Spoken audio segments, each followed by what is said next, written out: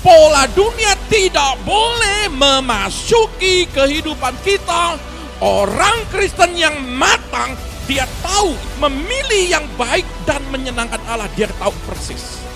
Hari-hari ini juga banyak terjadi. Mereka mengerti Roh Kudus ada dalam dirinya dia. Mereka berjalan di dalam karunia Roh, tetapi dia masih menyerupai dunia, menyesuaikan diri dengan pola dunia. Allah ingin membedakan mana yang punya kualitas, mana yang tidak punya kualitas, mana yang punya kapasitas, mana dengan yang tidak punya kapasitas. Bagaimana cara Allah ingin membedakan? Maka di situ dikatakan diuji, dibentur-benturkan, saudara, satu sama lain. Supaya apa? Teruji, saudara. Kadang-kadang ketemu sama orang yang menjengkelkan. Tuhan pakai orang menjengkelkan itu. Supaya apa? Supaya saudara betul-betul dimurnikan.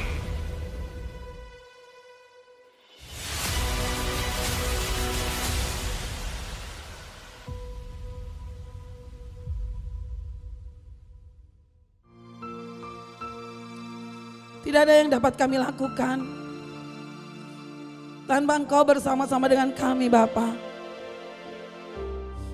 Karena pengorbanan-Mu, Tuhan, kami boleh ada hingga saat ini, Bapa. Kami mengucap syukur, Tuhan. Engkau baik bagi kami, Yesus. Kiara mana syikiana ramana tak. Oramana syikiana rama, kasih-Mu melingkupi kami, Tuhan. Lawat kami, Yesus. Lawat kami dengan kasih-Mu. Lawat kami dengan kasih yang ajaib, Tuhan. Jamah setiap kami, Bapa.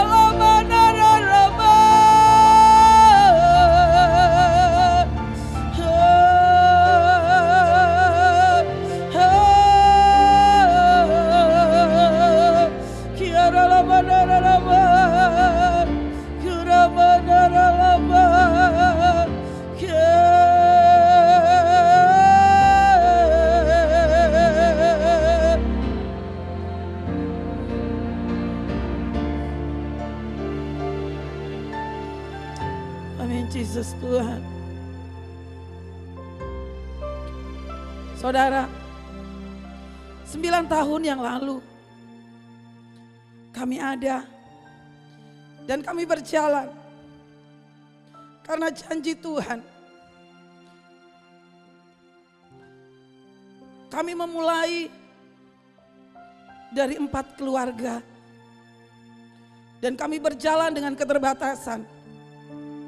Kalau hari ini kami ada sama seperti 9 tahun yang lalu, itu cara Tuhan untuk mengingatkan kami, untuk kami tetap bersyukur kalau kami bisa berjalan sampai saat ini dan banyak jiwa-jiwa yang dipulihkan. Itu bukan karena kami, tetapi itu semua karena Tuhan, karena kasih-Nya. Dia sanggup mengubah saudara dan saya. Dia sanggup memulihkan saudara dan saya. Dia sanggup memberkati saudara dan saya. Tidak ada yang sia-sia di dalam Tuhan. Apapun yang kita kerjakan, asal Dia bersama kita, maka segala sesuatunya mungkin terjadi. Engkau baik, Tuhan. Kami ada sampai saat ini semua karena-Mu, Tuhan. Dengan keterbatasan kami hari ini,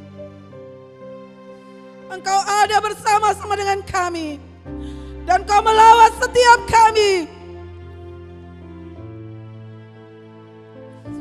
Tuhan tidak melihat seberapa canggih alat yang digunakan. Tapi Tuhan melihat seberapa besar kerinduanmu akan Tuhan.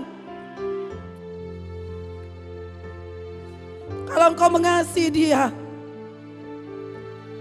kalau engkau ingin merasakan jamahannya, lakukan apa yang dia rindukan dalam hidupmu.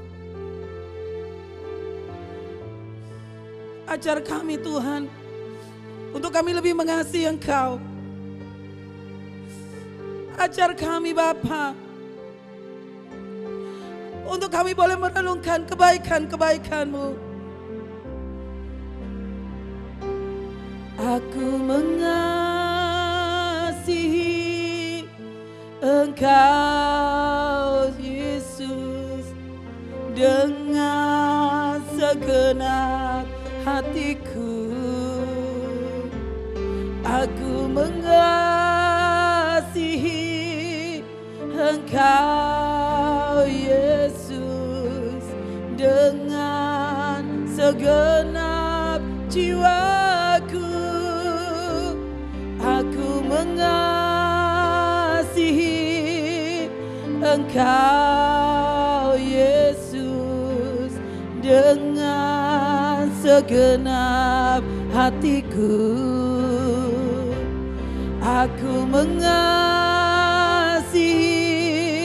Engkau Yesus dengan segenap jiwaku.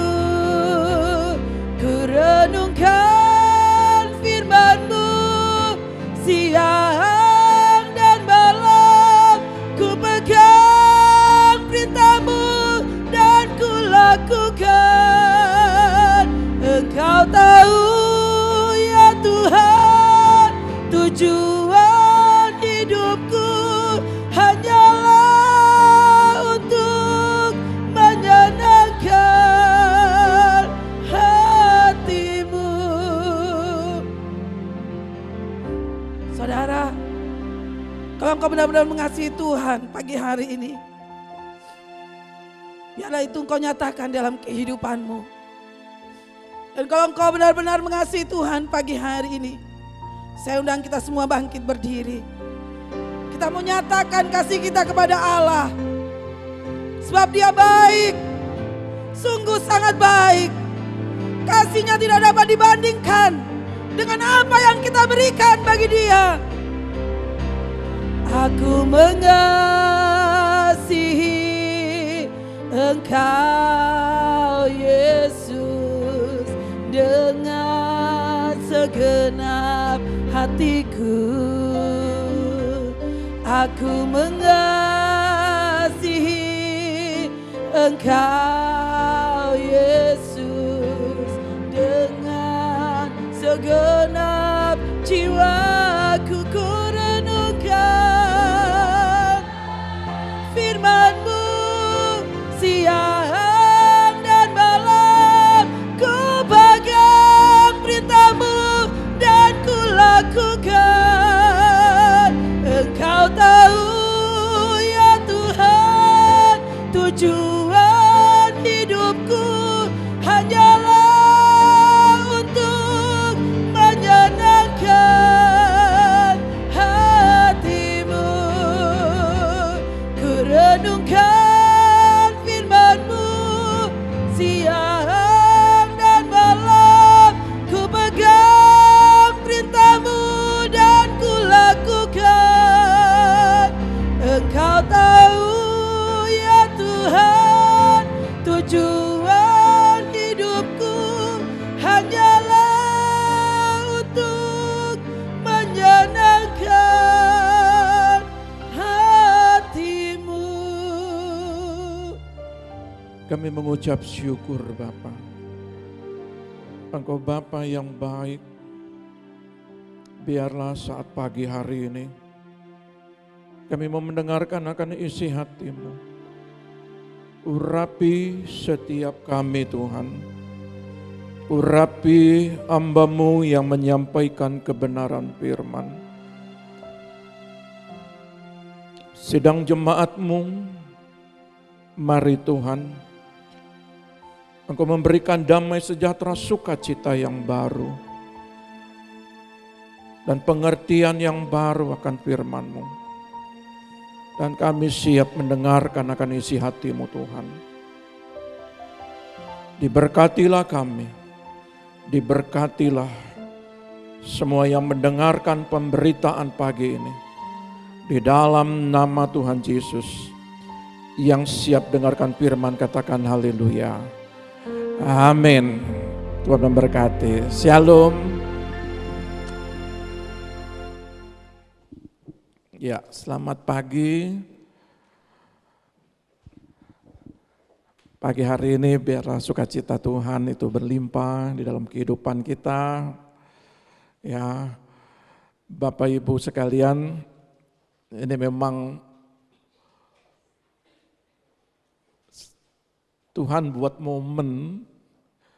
Saya teringat 9 tahun yang lalu, kami hanya mempunyai pemusik 1 orang, singer 1 orang, dan istri yang menyanyi, saya yang khotbah 9 tahun yang lalu. Ya, dan keadaan yang Tuhan atur, karena hari Lebaran jadi tidak bisa pemain musiknya harus hadir, gitu, harus masuk, dan ada yang sakit, ya. Jadi memang benar-benar Tuhan buat momen mengingatkan kita, ya. Peringatan tahun yang lalu. Dan yang berbeda adalah kalau dulu, kalau kita sudah main musik, yang duduk itu mungkin 2-3 orang. Tapi kami pasang kursi itu 50 lebih. Ya. Dan itu iman. Yang kami tidak melihat bangku yang kosong. Ya. Kalau sudah ada satu jemaat itu pulang kerja keluar kota, ya bisa-bisa kadang-kadang ya 2-3 orang seperti itu yang terjadi. Tetapi saudara lihat bahwa iman itu dan pengharapan itu tidak pernah sia-sia. Saudara, saya pun lihat suasana balon-balon ini pun juga baru tadi malam baru tahu. Kami tidak dikasih tahu apa yang anak muda mereka ingin buat surprise buat jemaat. Apakah jemaat itu ingat enggak hari ulang tahunnya? Begitu. Jadi enggak ngomong-ngomong di WA group, enggak dikasih tahu. Tiba-tiba ini semua sudah disiapkan. Ya. Jadi kita tidak mengerti anak-anak ini membuat sebuah, saya punya rencana, sudahlah enggak usah direncanakan, diacarakan. Dan saya lupa kalau itu tanggal 24 itu besok. Ya, tetapi biarlah momen itu Tuhan buat atur supaya kita selalu diingatkan bahwa peristiwa yang lalu, ya perjalanan yang lalu, saudara lihat, dan saya mau perjalanan sekarang, Bapak Ibu, kenapa Roh Kudus itu sulit bekerja? Kita sudah dibaptis, kita sudah mengalami yang namanya pertumbuhan, pertobatan, dan kalau kita lihat progres 9 tahun yang lalu, kalau saudara masih ada yang tahun, kayak sepertinya 9 tahun yang lalu kayaknya sudah tidak ada sini. Mungkin 8 tahun yang lalu, 7 tahun yang lalu. Mungkin saudara coba lihat, apakah dalam perjalanan hidup saya, ataukah mungkin saudara yang beberapa bulan, ya beberapa tahun, apakah saudara melihat bagaimana pertumbuhan daripada kerohanian kita, perjalanan hidup kita? Ya, kalau kita lihat penghambat terbesar Roh Kudus bekerja, dan di situ saya kasih gambar tanda tanya, saudara sebagai siapa? Saudara sebagai apa? Kita akan belajar di sini. Kenapa saya menjadi pemimpin rohani? Kenapa Roh Kudus tidak bisa leluasa bekerja? Kenapa saya menjadi pemimpin perusahaan?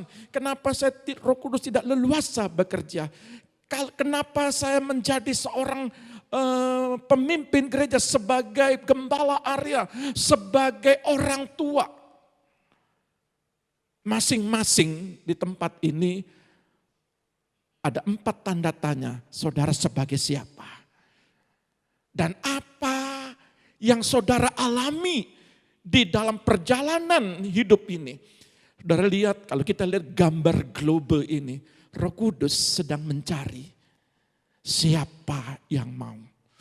Roh Kudus sedang melihat, Roh Kudus sedang mempersiapkan sebuah generasi ke depan, anak-anak Tuhan. Saudara, kalau saya umur 53 tahun kemarin, tahun ini nih.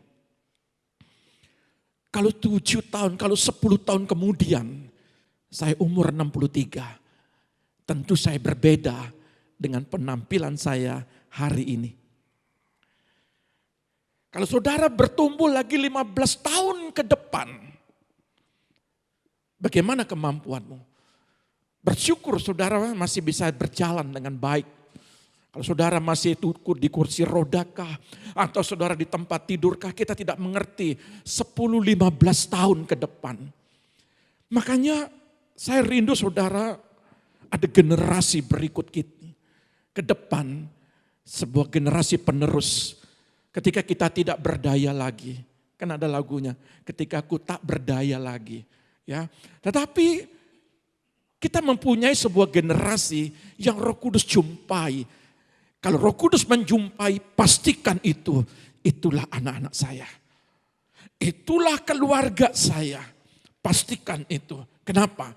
Karena kita mau jangan sampai terjadi penghambat-penghambat Roh Kudus bekerja dalam kitab kehidupan kita. Ya, ada beberapa juga orang yang sudah pulang kampung kan begitu ya, tetapi tidak menghalangi daripada suasana ibadah kita. Nah, saudara lihat, saya rindu untuk mengupas satu ayat. Satu ayat saya kembangkan untuk beberapa ayat di dalam satu pasal. Roma 12 ayat 2. Apa sih, siapa yang Tuhan maksud di dalam pengertian ayat ini? Tolong dibacakan dulu.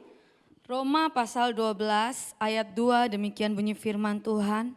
Janganlah kamu menjadi serupa dengan dunia ini, tetapi berubahlah oleh pembaharuan budimu, sehingga kamu dapat membedakan manakah kehendak Allah, apa yang baik, yang berkenan kepada Allah, dan yang sempurna. Janganlah kamu menjadi serupa dengan dunia ini. Saudara lihat, kalau di dalam terjemahan lain bilang begini, jangan dipengaruhi dunia ini lagi. Sebaliknya berubahlah dengan mengubah cara berpikir kalian supaya kalian bisa membuktikan sendiri kehendak Allah yang baik, sempurna, dan menyenangkan Dia.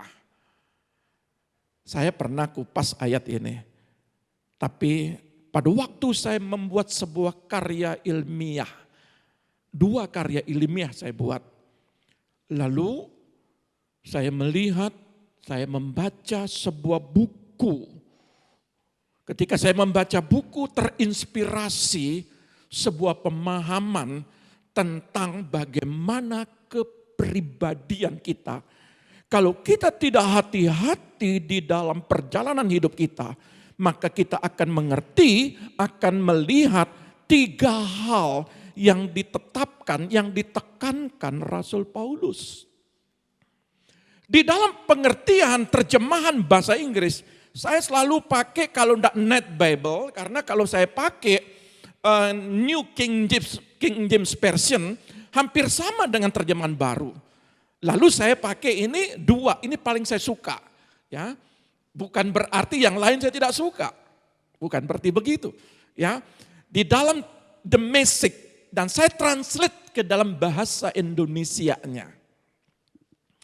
Jangan terlalu menyesuaikan diri dengan budaya Anda, sehingga Anda cocok dengan budaya itu.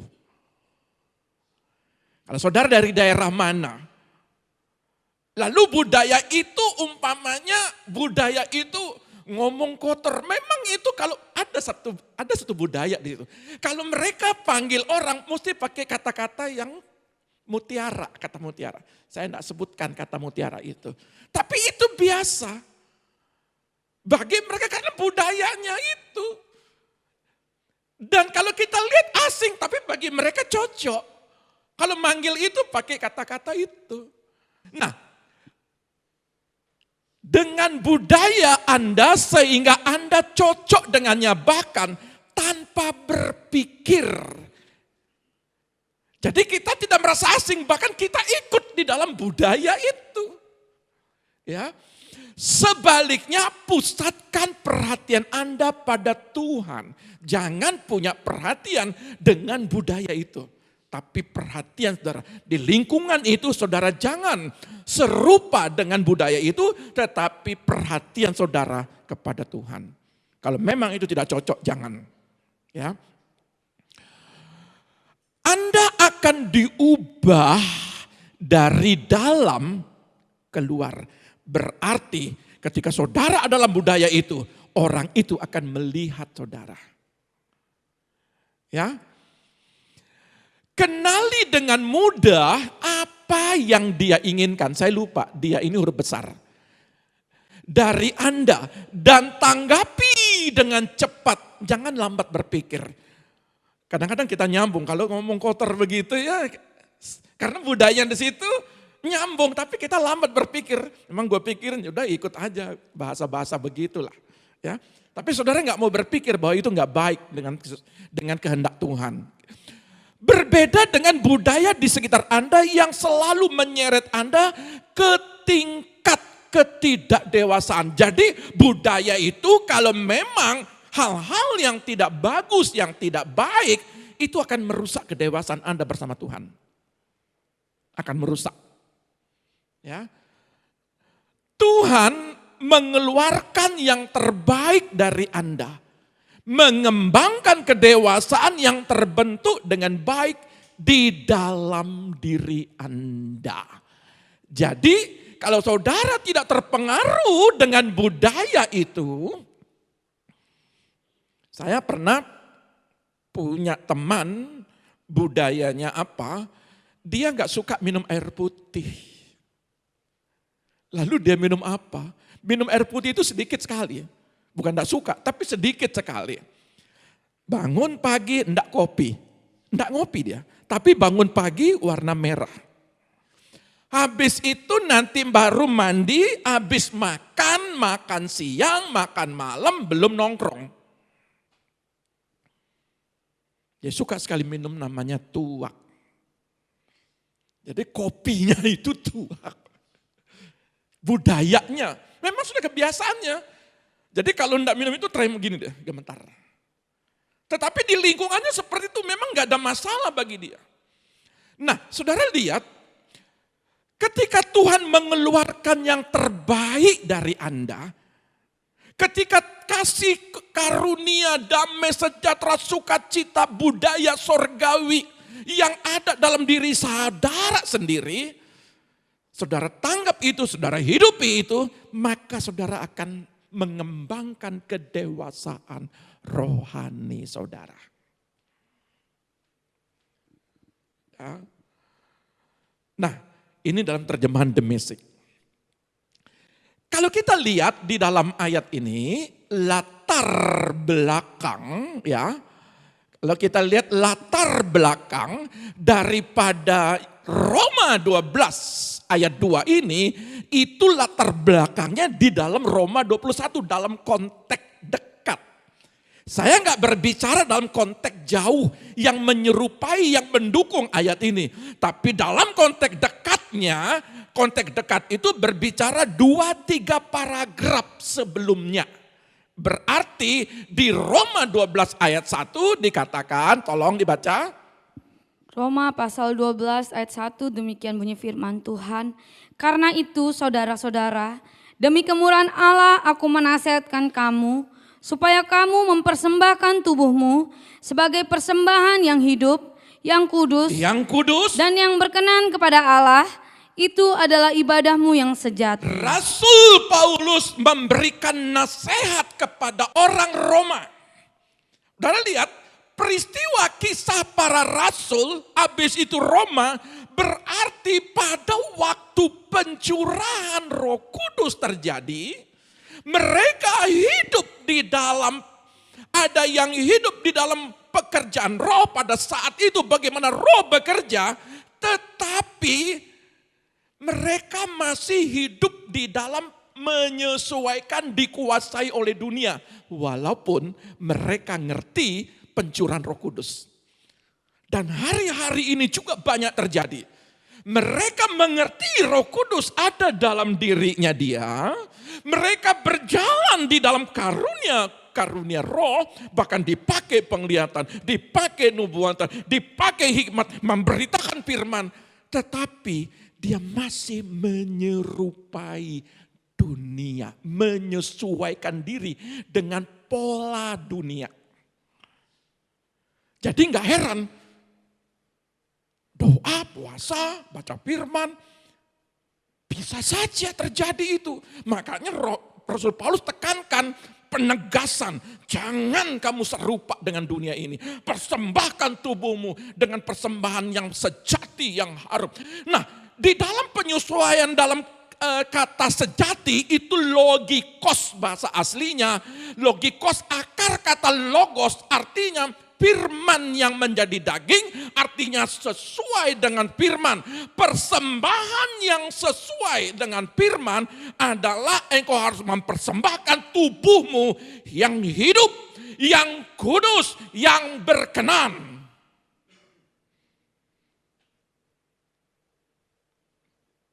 Kalau saudara berzina, itu tidak kudus. Yang hidup bagaimana? Itu progres. Yang hidup itu bagaimana? Itu progres. Perjalanan. Persembahkan tubuhmu dari hari ke hari.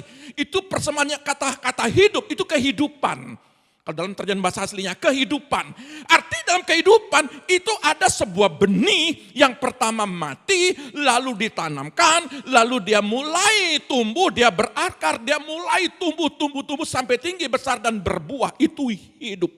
Artinya sejak engkau lahir, persembahkan tubuhmu sebagai persembahan yang hidup. Itu dia. Kudus. Saya tidak masuk di dalam hal yang kudus. Nanti keluar daripada konteks yang saya mau jelaskan. Berkenan. Pertanyaannya sekarang, apakah saya sudah hidup berkenan di hadapan Dia? Di dalam saja, tidak apa-apa, ada yang supaya di depan. Tolong diarahkan. Persembahan yang hidup, kudus dan berkenan. Nah, saudara lihat, ini adalah pola logos. Pola logos. Polanya firman Allah dalam hidupmu. Saudara tahu dalam kitab Lukas, ya, dalam kitab Lukas ada pola dunia begini. Jikalau engkau merubah batu itu menjadi roti. Pertama, jika engkau anak Allah, ubah batu itu menjadi roti. Iblis ingin merubah pola daripada sorga yang ada dalam diri Kristus. Lalu yang kedua, jika engkau menyembah aku, pandang itu semua dunia itu. Pandang, itu diberikan kepadaku. Jika engkau menyembahku, aku berikan itu semua. Itu pola dunia mau diterapkan. Yang ketiga dikatakan, pada waktu dia naik di ketinggian, lalu dikatakan begini, jikalau engkau menjatuhkan dirimu, pasti malaikat akan menatang. Lalu pola sorga, pola firman, ada kitab tertulis. Manusia hidup bukan dari roti saja. Ya. Tetapi dari firman Allah yang hidup. Lalu pola sorga menekankan, hanya Allah saja yang disembah. Yang ketiga, pola berikutnya dikatakan, jangan mencobai Allah. Jadi pada waktu Yesus 40 hari berpuasa dan iblis berusaha merusak polanya sama seperti merusak pola Adam pertama. Adam pertama cuma satu kata, makan itu buah, lalu jatuh. Tetapi yang Adam kedua dengan 3 cara, pola dunia tidak bisa menjatuhkan daripada pola logos firman Allah yang hidup itu. Saya sedang berbicara pola kepada kita semua. Apakah di dalam Roma 12 ayat 2 ini kita memahami 3 hal ini? Yang pertama, saudara perhatikan. Tujuan daripada penulisan. Kalau tadi ada latar belakang. Yang kedua tujuan. 3 hal tujuan yang ditekankan oleh Rasul Paulus dengan penulisan Roma 12 ayat 2 ini. 3 hal. Ya. Yang pertama, memberikan teguran keras. Jangan menjadi seperti dunia. Pola dunia tidak boleh memasuki kehidupan kita. Orang Kristen yang matang, dia tahu yang dewasa, dia tahu memilih yang baik dan menyenangkan Allah. Dia tahu persis. 3 hal itu. Yang pertama, jangan menjadi serupa dengan dunia ini. Itu pola pertama.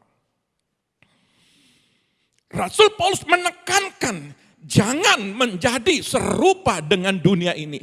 Kata menjadi serupa itu sokaimatizo. Dalam arti aslinya sokaimatizo, menyesuaikan diri dengan dunia. Kadang anak Tuhan suka mencari pola dunia. Dia nyaman di situ. Kalau enggak ngomong kotor itu enggak enak. Kalau enggak ngomongin orang itu enggak enak, itu pola dunia. Pikiran dan karakter seseorang, menyesuaikan diri dengan pikiran dan karakter seseorang. Jadi kalau orang dunia punya karakter, ini anak Tuhan dia sesuaikan. Seharusnya orang dunia itu menyesuaikan dengan kita. Kita membawa aura, atmosfer. Tetapi kita yang terseret dengan atmosfer pikiran dunia itu. Dan kita nyaman, kita melakukan apa yang dilakukan dia. Kesukaannya mencuri, dia senang mencuri. Karena apa? Karena ada dalam lingkungan itu. Suka judi, ya dia suka karena lingkungan itu. Saya dulu ingat, zaman-zaman dulu itu apalagi kalau ronda. Karena polanya di situ ya kita terseret. Walaupun sekali ke gereja, itu zaman dulu. Walaupun ke gereja. Tapi karena pola di situ kita duduk pada saat waktu ronda. Karena pada satu ronda itu kalau nggak nunggu, nggak pakai kartu, nggak melek mata. Karena kita ikut pola di situ kita terseret duduk dengan manis. Jadi kalau ada orang 4 main, orang kelima yaitu kita. Kalau kita menyesuaikan diri. Ya, pola orang lain, membentuk diri sendiri menurut orang lain. Kadang-kadang ngetren.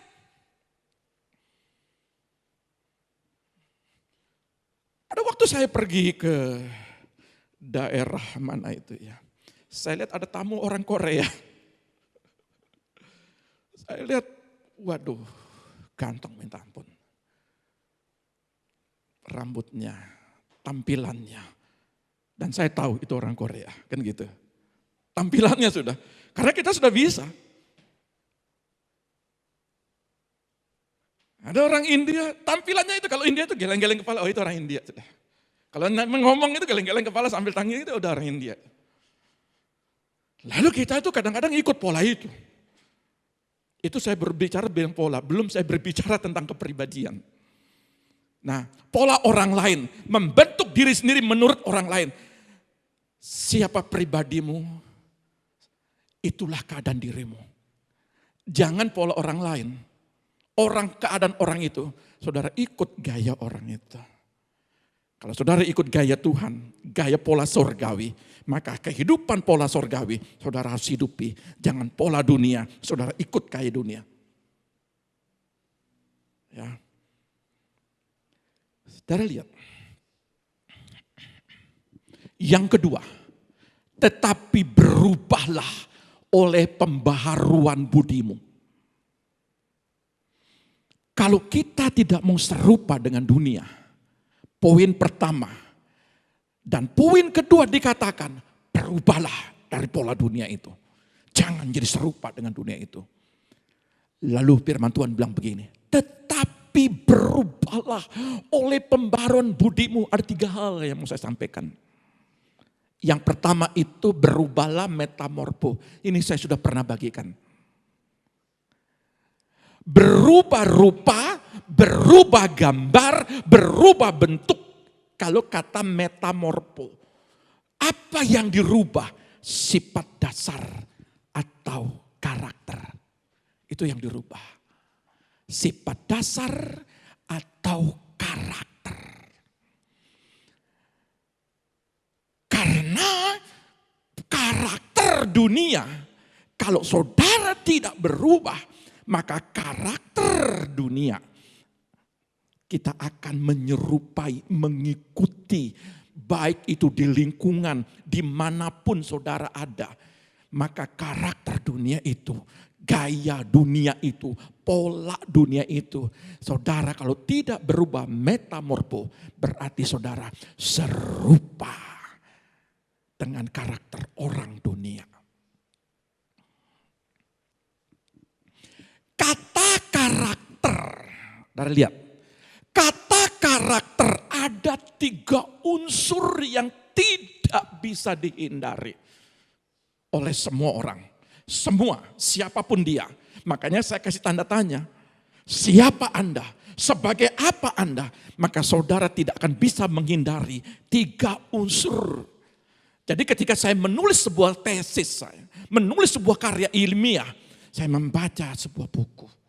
Dan di sini dikatakan yang pertama, unsur yang dibawa, diwariskan orang tua, dia menurun kepada anaknya. Kalau intelektual, kalau dia pinter.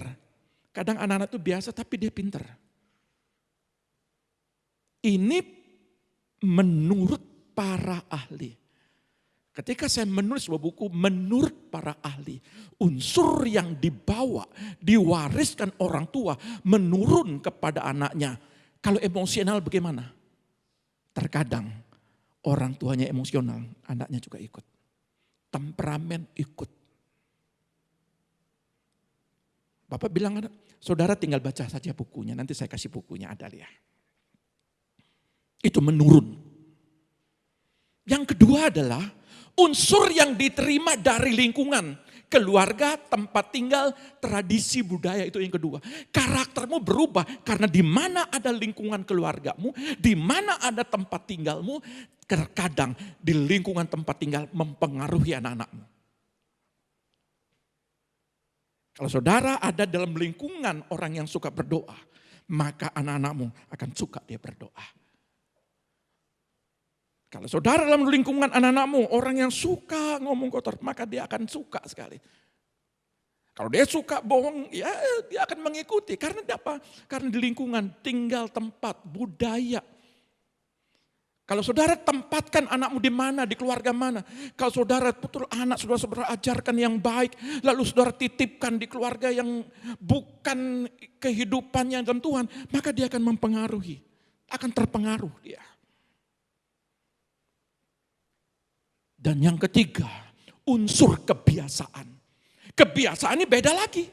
Tindakan tingkah laku yang terus menerus dilakukan sampai menjadi suatu keharusan atau keyakinannya. Jadi kebiasaan terus menerus karakter yang sebenarnya dia no problem. Dia baik-baik saja. Nanti saya sebutin ada 3.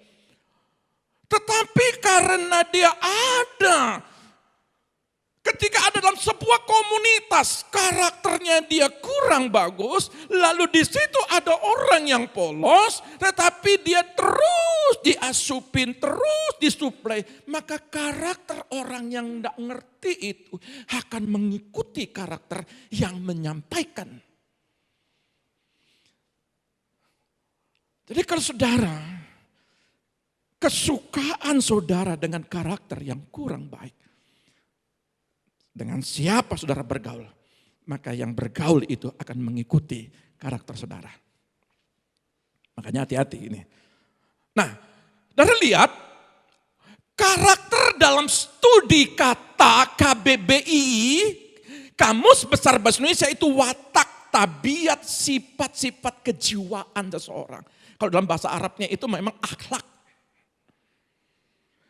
Tetapi kalau di dalam bahasa Latinnya karasein, karak, itu mengukir, memahat. Jadi suatu ukiran yang kuat, dalam, tidak mudah hilang. Ketika kita memahat kayu, itu ukirannya begitu dalam. Jadi kalau menghilangkan ukiran sama dengan menghilangkan bendanya. Jadi tidak mudah kalau kita umpamanya mengukir Elia turun, Elia naik ke sorga.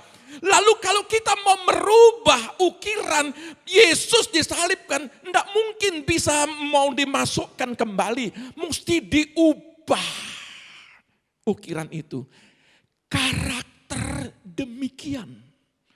Supaya saudara memahami, karakter tidak bisa diubah kalau tidak dengan firman dan Roh Kudus. Makanya orang itu karakternya tetap tidak dipulihkan. Walaupun dia melayani, tapi karakternya tidak berubah.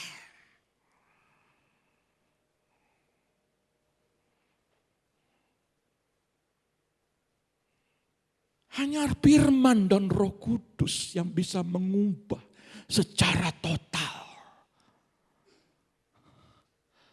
Apa definisi karakter yang tidak berubah? Ini saya masuk. Menurut Thomas Tan di dalam bukunya The Invisible, karakter Tolbok. Saya baca bukunya cukup tebal, warna hitam. 3 kategori karakter. Ada 3. Buruk, jelek, jahat, 1 poin. Yang kedua baik dan indah. Yang ketiga ini labil, polos, berubah-ubah. Tanda tanyanya, di manakah kita dalam 3 poin ini? Saya ambil contoh. Orang aktif dan orang pasif. Saya ambil contoh orang aktif dan orang pasif. Dia suka lihat kekurangan orang. Dia aktif. Kalau dia melihat kekurangan orang dan suka menceritakan kekurangan orang, orang pasifnya bagaimana? Mendengar. Orang pasif ini suka mendengar.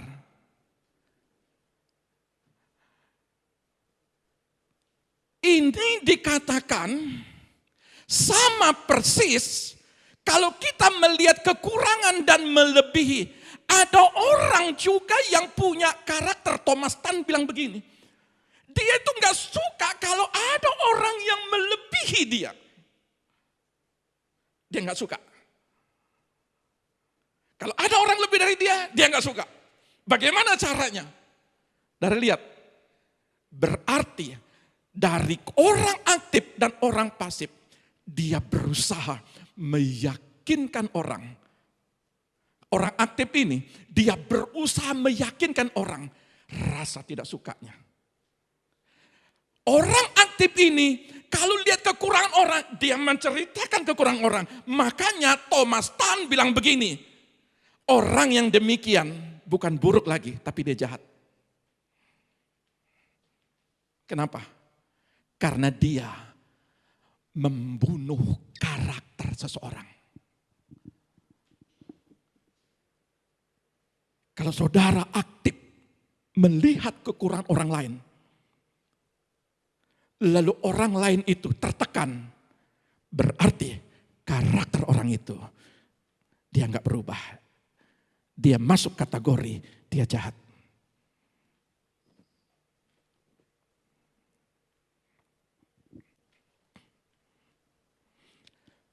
Kalau orang pasif mendengar dan tidak mengkelirkan, maka dia masuk dalam poin pertama. Karakternya dia buruk. Padahal dia sudah bertobat. Padahal dia sudah baptis selam. Bisa terjadi. Maka Thomas Tan bilang begini, karakternya dia masih tidak berubah. Dia buruk. Tetapi kalau orang pasif, dia mengkelirkan. Dan kalau orang aktif, dia minta ampun. Dia menjadi filter.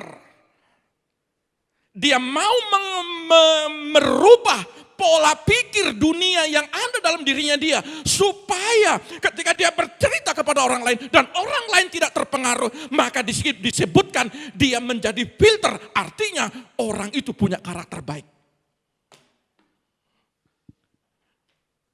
Tapi kalau saudara oke, saudara setuju, bahkan saudara menyesuaikan diri dengan apa kata orang itu, berarti saudara masuk dalam poin pertama.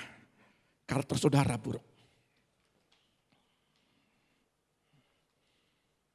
Ini penting. Makanya kenapa Roh Kudus tidak bisa bekerja dengan leluasa. Karena kita menyuplai hal-hal yang tidak penting.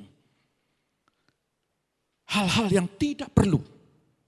Hal-hal yang tidak penting bagi kita.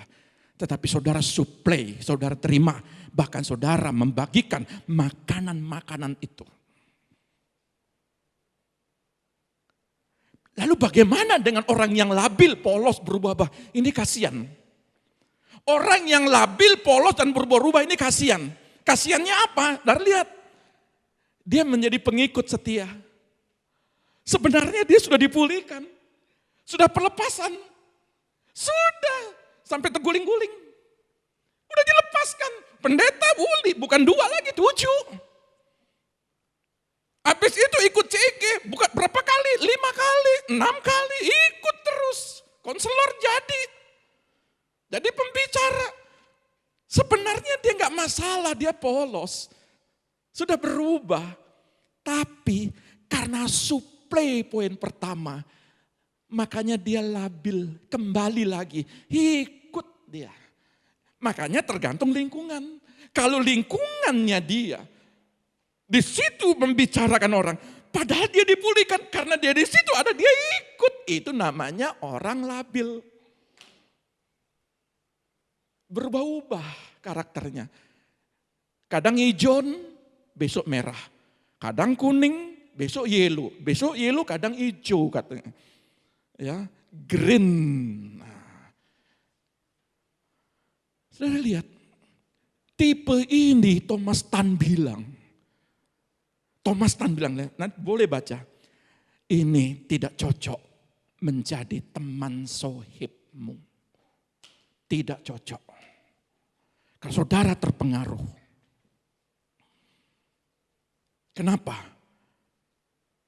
Pada waktu dia katakan, kalau saudara menjadi seorang karyawan, kalau saudara menjadi seorang pemimpin, makanya kenapa mesti daftar psikologis.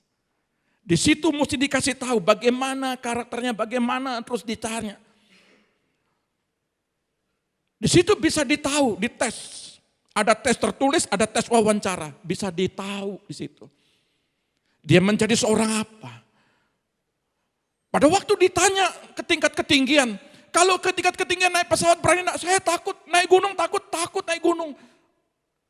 Lalu disuruh naik tower. Enggak cocok dikerja di tower, makanya kan mesti ada tes. Namanya tes psikologi. Thomas Tan juga sebutkan di situ. Nah, saudara lihat. Kalau saudara ingin mau berubah metamorfosis, jadilah pribadi yang kedua ini. Saudara menjadi filter. Saudara tetap mendengar, mungkin saudara mendengar, tetapi saudara mengkelirkan. Ketika saudara aktif, jangan lihat kekurangan orang lain.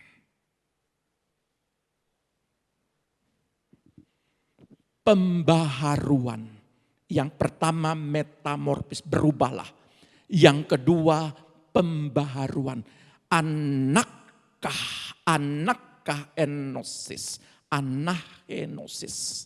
Artinya renovasi. Renovation, complete change for the better. Perubahan, itu renovasi, itu total dirombak. Orang yang mau di pembaharuan, orang yang mau dibaharui, maka karakternya dirombak, ukirannya itu diganti. Ya. Jadi kalau dalam pengertian ini secara total menjadi lebih baik.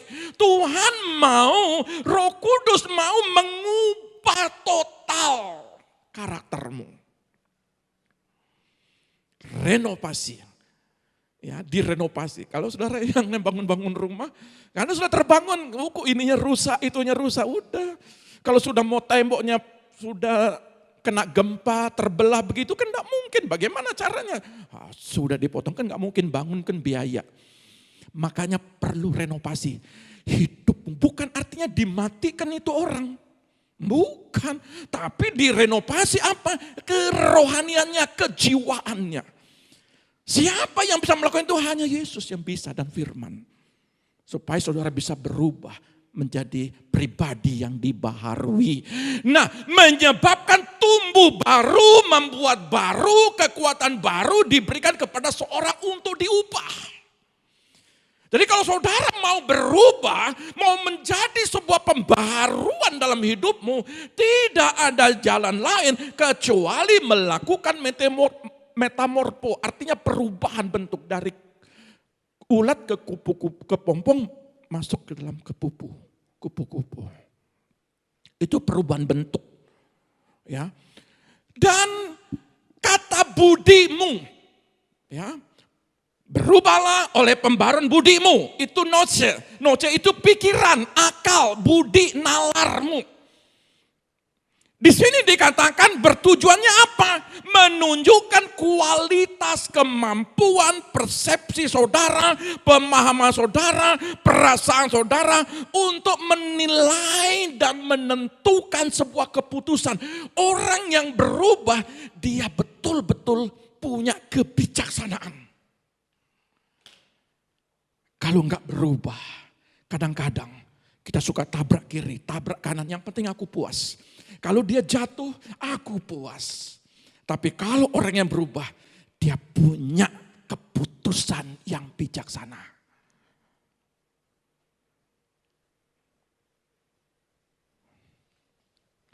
Menunjukkan kapasitas untuk kebenaran spiritual dan memiliki kekuatan jiwa yang lebih tinggi. Dia akan memulihkan, dia menjadi alatnya. Jadi saudara, kalau saudara orang-orang yang mau berubah, mau dipulihkan, maka kita bicara tentang kualitas dan kapasitas. Izinkan ketika kita mempunyai sebuah pribadi, perbesar kapasitasmu.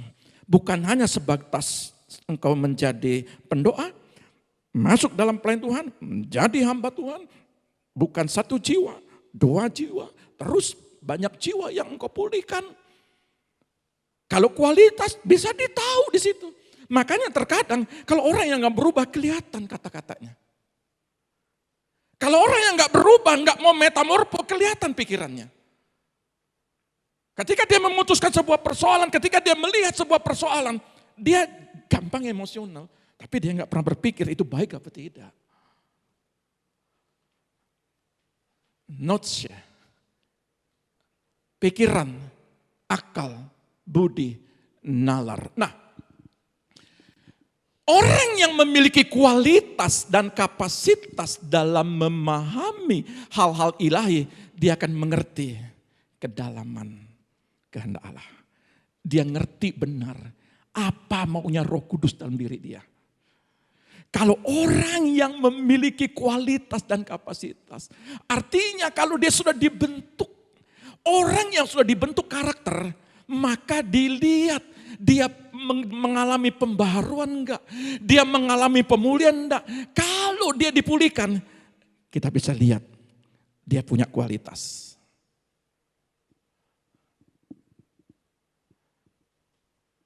Cara bicara, cara berpakaian, apalagi cara berpendapat, cara berpikir, dia kelihatan.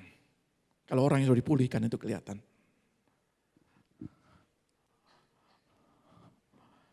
Orang yang berubah dan mengalami pembaharuan budinya adalah orang yang memiliki satu cara mempertimbangkan dan menilai segala sesuatu bijaksana, tenang,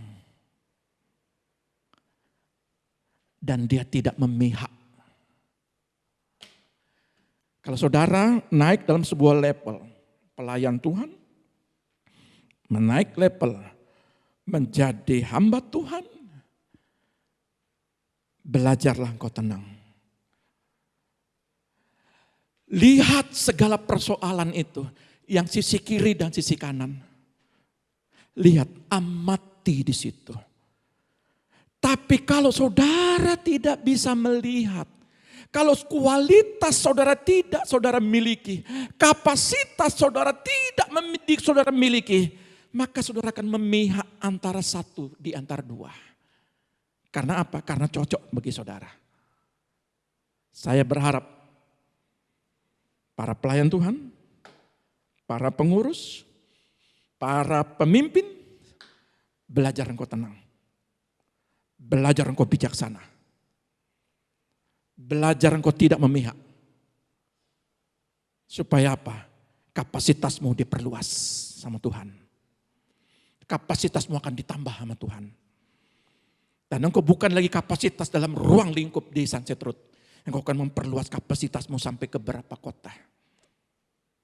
Kapasitasmu hanya bukan dalam Komsel area Nusa Dua, bukan Komsel area Kute, bukan Komsel area Canggu. Tapi engkau akan melebar ke kiri dan kanan. Karena apa? Karena engkau orang yang bijaksana. Engkau orang yang tenang. Engkau bisa menyelesaikan segala sesuatu. Yang kedua, cara menguasai pikiran, perasaan, tujuan, keinginan. Orang yang memiliki kualitas, orang yang memiliki kapasitas, kalau karakternya sudah dibentuk, dia mengerti perasaan orang. Dia mengerti pikiran orang. Dia mengerti pikiran Tuhan. Dia mengerti perasaan Tuhan. Dia memiliki tujuan Tuhan itu apa? Jadikan segala bangsa muridku. Kalau saudara tujuan Tuhan jadikan segala musik, segala bangsa itu muridku, saudara tidak akan memecah. Saudara tidak akan menjustis, menghakimi. Tetapi saudara merangkul dia, membawa dia, mengobati dia, apalagi mendoakan dia, memulihkan dia. Orang yang punya kapasitas, orang yang punya kualitas, itu yang Tuhan akan cari. Menguasai pikiran, sekiranya kalau engkau merasa diintimidasi, kuasai pikiran gini, kuasai emosimu. Jangan kau balas. Yang ketiga, sehingga kamu dalam Roma 12 ayat 2, sehingga kamu dapat membedakan manakah kehendak Allah. Kalau saudara tidak menyerupai dunia, kalau saudara mau berubah sampai naik dalam level mengalami pembaharuan budimu, pembaharuan pikiranmu, pembaharuan karaktermu, maka dikatakan dalam firman ini, kamu dapat membedakan mana kehendak Allah, apa yang baik, yang berkenan, apa yang Allah lakukan supaya menjadi sempurna. Bawalah jiwa-jiwa kepada Tuhan sebanyak-banyaknya lewat pribadimu. Bawalah jiwa-jiwa yang terluka. Bawalah jiwa-jiwa yang lemah, yang sakit, tidak berdaya, di penjara, terbelenggu, yang lapar, yang haus, yang telanjang. Itu semua dibawa kepada Tuhan oleh karena pribadimu. Karena engkau mengerti kehendak Allah. Tapi kalau karakter enggak berubah, bagaimana kau bisa mengerti kehendak Allah? Kata membedakan itu dokimatsu. Dokimatsu itu untuk membedakan mana yang murni dan layak dengan cara menyelidiki lebih dalam. Artinya Allah ingin membedakan mana yang punya kualitas, mana yang tidak punya kualitas, mana yang punya kapasitas, mana dengan yang tidak punya kapasitas. Bagaimana cara Allah ingin membedakan? Maka di situ dikatakan diuji. Digesek saudara itu. Dibentur-benturkan saudara. Satu sama lain. Supaya apa? Teruji saudara. Kadang-kadang ketemu sama orang yang menjengkelkan. Tuhan pakai orang yang menjengkelkan itu. Supaya apa? Supaya saudara betul-betul dimurnikan.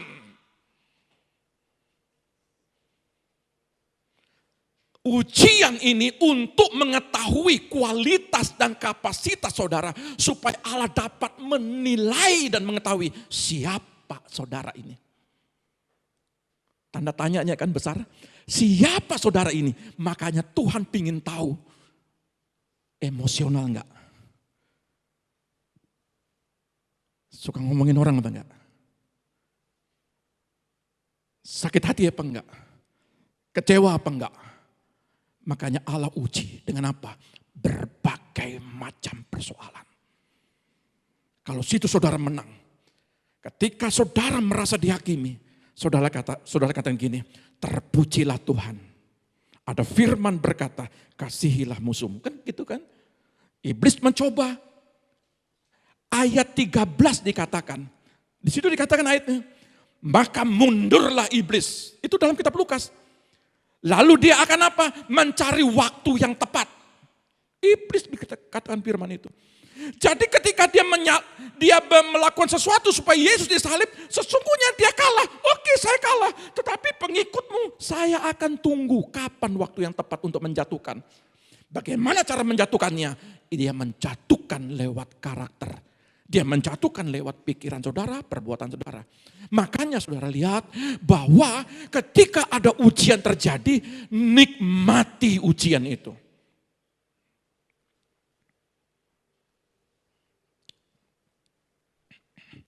Roma 12 ayat 12b.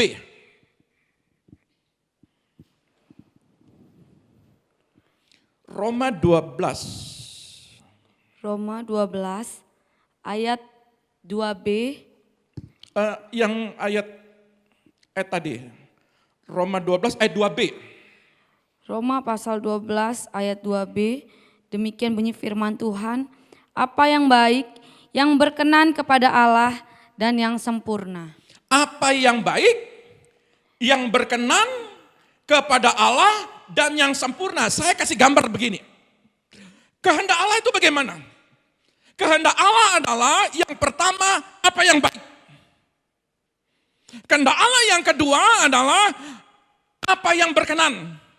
Kehendak Allah yang ketiga adalah apa yang sempurna.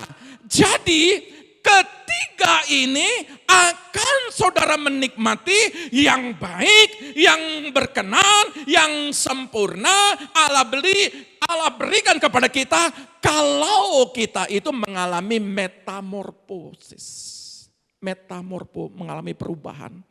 Kalau saudara berubah, maka saudara akan menerima apa yang baik.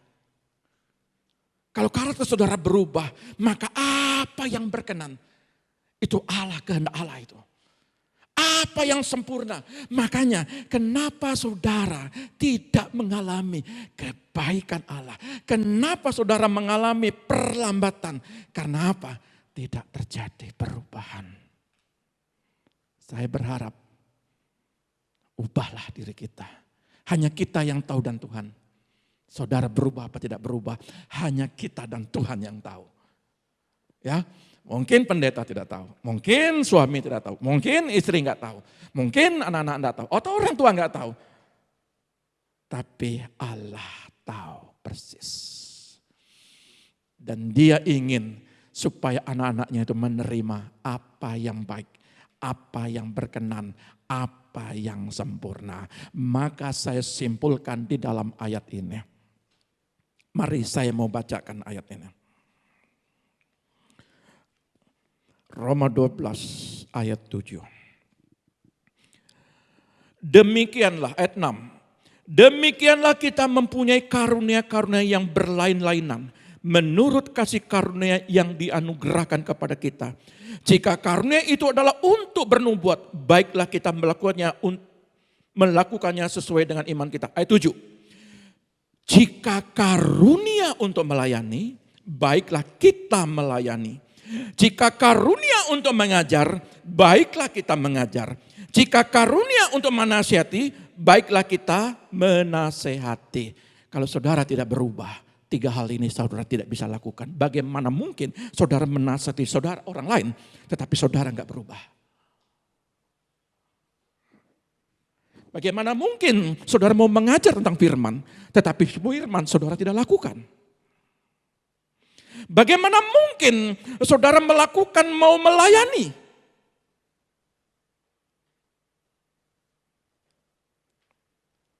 Kalau saudara di dalam melayani orang lain yang terdekat saja, hatimu hancur lebur. Mau pulihkan dia, mau doakan ke dia, Pak. Aduh Pak, dia itu orang menjengkelkan Pak. Tidak mungkin saya mau layani dia, tidak mungkin saya mau doakan dia. Lalu saudara melayani tempat lain, halo. Ada orang, di sini dia berubah, itu namanya labil, polos, dan berubah-ubah. Di sini dia berubah, dia tidak berubah karena dia ada gesekan di sini. Tetapi di sini dia berubah. Dia mau melayani, dia mau menasihati, dia mau memberikan asupan, dia mau menasihati, melayani, terus apa lagi dikatakan? Menasehati. Tetapi di sini dia ada masalah. Saya mau katakan, di sini kau tidak berubah, tapi di sini kau berubah. Bisa begitu?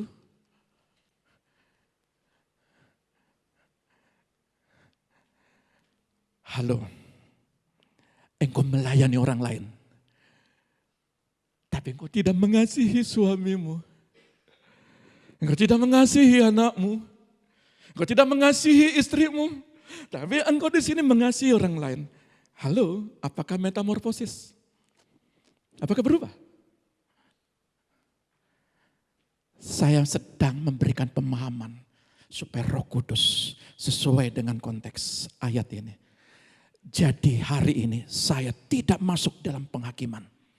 Saya mau Roma 12 ini supaya kita mengalami apa yang baik, apa yang berkenan, apa yang sempurna. Lanjut ayatnya. Siapa yang membagi-bagikan sesuatu hendaklah ia melakukannya dengan hati yang ikhlas. Siapa yang memberi pimpinan hendaklah ia melakukannya dengan rajin. Siapa yang menunjukkan kemurahan hendaklah ia melakukannya dengan sukacita. Hendaklah kasih itu jangan pura-pura. Jauhkanlah yang jahat dan lakukan yang baik. Hendaklah kamu saling mengasihi sebagai saudara dan saling mendahului dalam memberi hormat. Sama orang yang menguntungkanmu, engkau beri hormat. Sama orang yang menjengkelkanmu, memang dia siapa? Kan gitu. Halo, apakah itu metamorfosis? Metamorfo. Sekali lagi saya minta maaf kalau saya bagikan ayat ini. Karena saya mau saudara menerima yang baik, yang berkenan, yang sempurna. Maka harus diubah semua itu. Jadi tidak ada yang merasa tertuduh di sini. Yang ada adalah saya mau metamorfosis. Karena saya mau menerima yang baik, yang berkenan, dan yang sempurna. Amin. Puji Tuhan. Dan saudara lihat, janganlah hendaknya kerajinanmu kendor, biarlah rohmu menyala-nyala dan layanilah Tuhan. Jadi orang yang tidak berubah, dia kendor. Itu rumus di dalam ayat yang ke-6. 11. Itu rumus. Kalau tidak dipulihkan dia kendor. Tuhan mau orang yang dipulihkan itu menyala-nyala rohnya. Bersukacitalah dalam pengharapan. Jadi orang yang gak dipulihkan, dia menggerutu, dia mengeluh. Tapi orang yang dipulihkan mengucap syukur, maupun kalaupun ada tempe, dia mengucap syukur, ini ayam yang terbaik. Kalau orang yang mau berubah, bersukacitalah dalam pengharapan, sabarlah dalam kesesakan, dan bertekunlah dalam doa. Sabar. Tapi kalau orang tidak dipulihkan, temperamen. Tapi orang yang dipulihkan, dia sabar. Amin. Kalau ada nanti yang tidak sesuai dengan budimu, pikiranmu, awas ya. Nanti aku cari pendukung. Tunggu tanggal mainnya. Begitu? Halo? Mau yang baik, mau yang berkenan, mau yang sempurna. Kalau tipe begitu tidak akan menerima hal-hal itu. Jadi saya mau kalau saudara ditekan-tekan, diinjak-injak kayak kutu, dipites-pites, mengucap syukur dalam segala hal. Karena itu ujian membuat saya menjadi dewasa, menjadi kapasitasnya lebih luas, menjadi kualitas saya betul-betul punya kualitas. Jangan amin-amin terus ya. Jadi saudara lakukan itu. Amin. Betul. Tatapan tegang saudara. Luar biasa ayat ini. Bantulah dalam, kalau orang nggak dipulih dia pasti bantu lagi. Oh, dia kemarin naik KLM Pak. Saya sudah pernah naik KLM. Mohon maaf. Dia naik KLM Pak. Lah kita naik kereta api Pak. Mau dibantu lagi. Makanya ayat ini bilang apa? Bantulah dalam kekurangan orang-orang kudus. Dan usahakanlah dirimu untuk selalu memberikan tumpangan. Usahakan.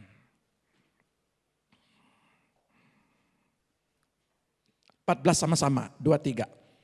Berkatilah siapa yang mengenainya kamu, berkatilah dan jangan.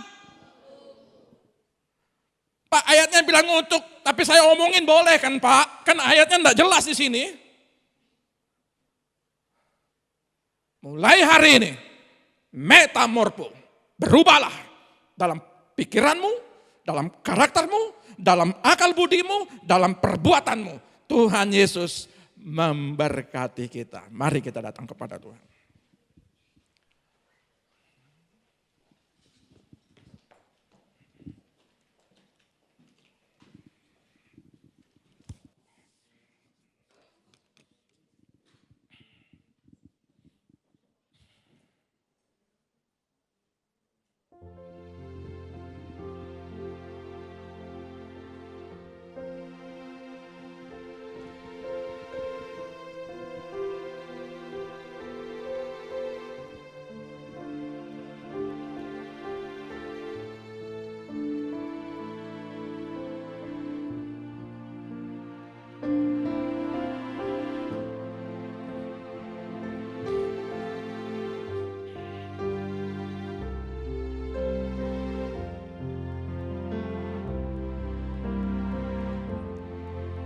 Bapakku yang baik, Engkau baik dan kami mencintai. Kami betapa mencintai akan Engkau Tuhan. Segala yang telah terjadi, apapun yang terjadi ya Tuhan, tak pernah sendiri jalani hidup ini, selalu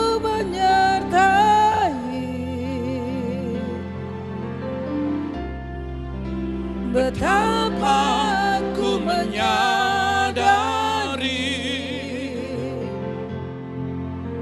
di dalam hidupku ini Kau selalu memberi rancangan terbaik oleh karena kasih.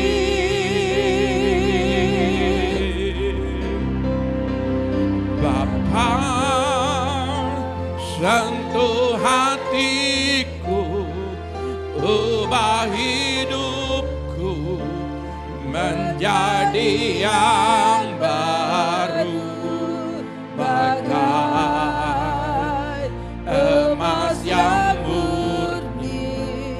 Kau membentuk bejana hatiku. Bapa, ajarku mengerti sebuah kasih yang selalu memberi, bagai air mengalir yang tiada pernah berhenti. Mari sama-sama kita nyanyikan pujian ini dari awal, karena kita mencintai Bapa kita. Betapa ku mencintai segala yang telah terjadi. Tak pernah sendiri jalani hidup ini, selalu menyertai. Oh, betapa ku menyadari di dalam hidupku ini Kau selalu memberi rancangan terbaik oleh karena kasih.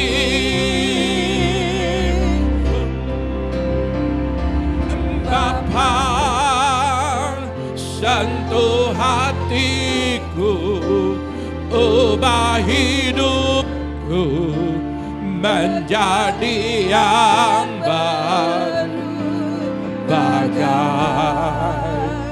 emas yang murni.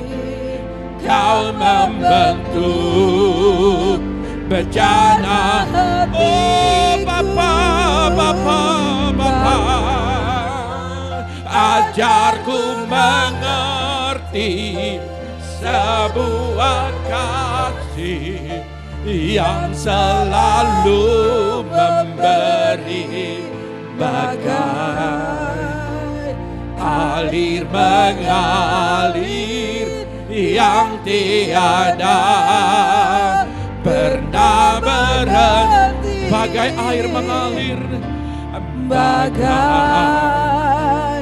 air mengalir yang tiada pernah berhenti.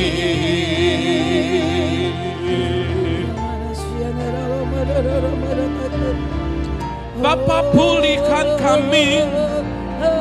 Bapa, pulihkan kami. Bapa, pulihkan kami. Pulihkan kami. Pulihkan kami.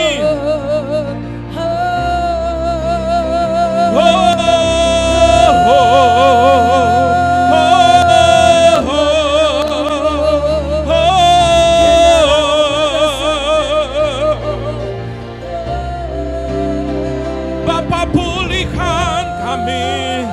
Pulihkan kami. Pulihkan kami.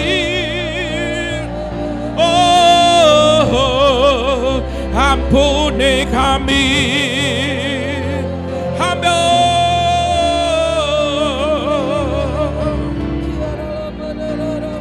Kinala rabaya sanhe, kiala rabaya no.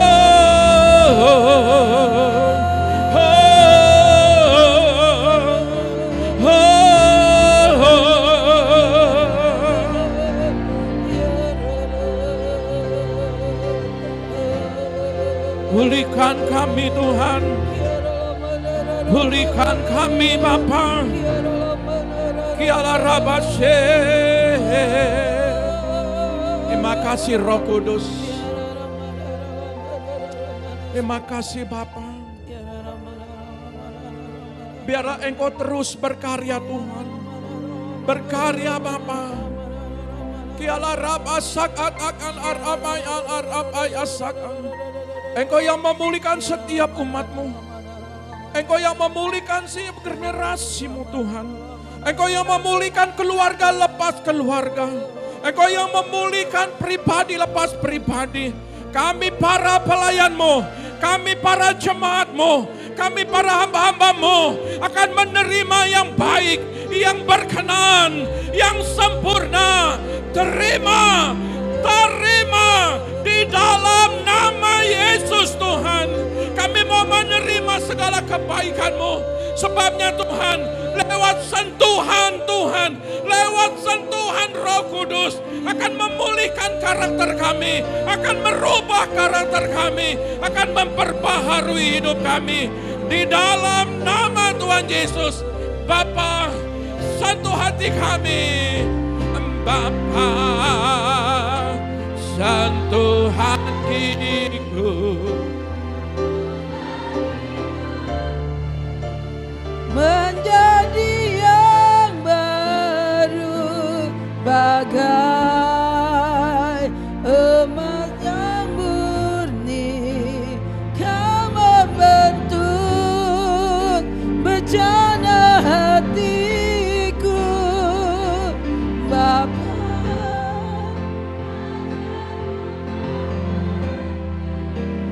Sebuah kasih yang selalu memberi, bagai air mengalir yang tiada pernah berhenti. Terima kasih Allah Bapa yang baik. Firman-Mu mengubah hidup kami menjadi pribadi yang lebih lagi berkenan di hadapan-Mu, agar kami beroleh apa yang baik, yang sempurna daripada-Mu. Kami mengucap syukur kalau firman hari ini, ya Tuhan, kami boleh terima. Itu semua bagian dari rancangan-Mu untuk mengubah kehidupan kami menjadi serupa dengan Engkau. Terima kasih Bapa, berkati hamba-Mu yang sudah menyampaikan firman-Mu. Pakai lebih lagi dan berikan hikmat yang lebih lagi di dalam Engkau. Terima kasih, kami mengucap syukur untuk firman-Mu yang baik yang hari ini kami terima. Di dalam nama Yesus yang diberkati oleh firman Allah, katakan haleluya. Amin. Tuhan Yesus memberkati. Saya undang kita semua bangkit berdiri dan kita akan tutup ibadah kita.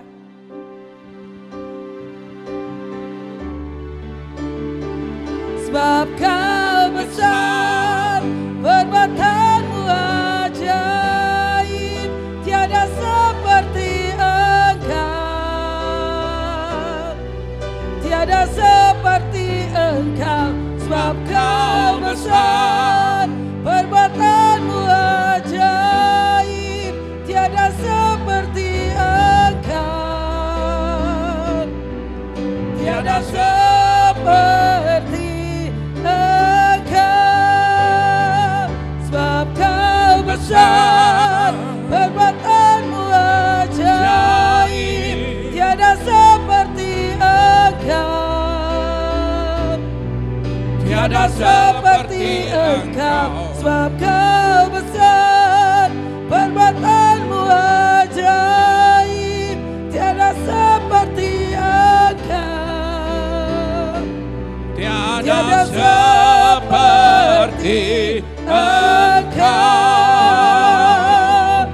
Tiada seperti Engkau,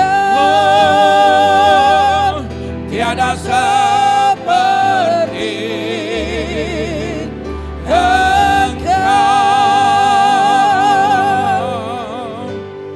Kami mengucap syukur Bapa Sorgawi, Bapa yang kami panggil di dalam nama Tuhan Yesus. Segala damai sejahtera Allah, segala melimpah-limpah dalam kehidupan kami semua. Kami bersyukur Tuhan segala berkat-Mu atas terjadi atas kami. Sidang jemaat-Mu diantar ke tempat ini dengan selamat. Mereka akan pulang dengan selamat juga. Dan kami percaya mereka akan mengalami sebuah perubahan dan pembaharuan daripada budinya. Mereka akan menikmati apa yang benar, apa yang berkenan, dan apa yang sempurna terjadi bagi sidang jemaat-Mu. Dan kami pegang, kami klaim di dalam nama Tuhan Yesus. Kami terima itu Tuhan. Angkatlah kedua tanganmu, terimalah berkat dari Bapa Sorgawi. Diberkatilah keluargamu, diberkatilah anak-anakmu, diberkatilah kesehatanmu, diberkatilah pendidikan anak-anakmu, diberkatilah lumbung-lumbungmu. Apa yang kau kerjakan lewat tanganmu akan dibuat berhasil. Setiap kakimu melangkah, Tuhan selalu menuntunnya. Diberkati engkau di bumi, diberkati engkau di sorga. Dalam nama Bapa, Putra dan Roh Kudus, dalam nama Tuhan Yesus yang diberkati Tuhan, katakan haleluya. Haleluya. Tuhan Yesus memberkati.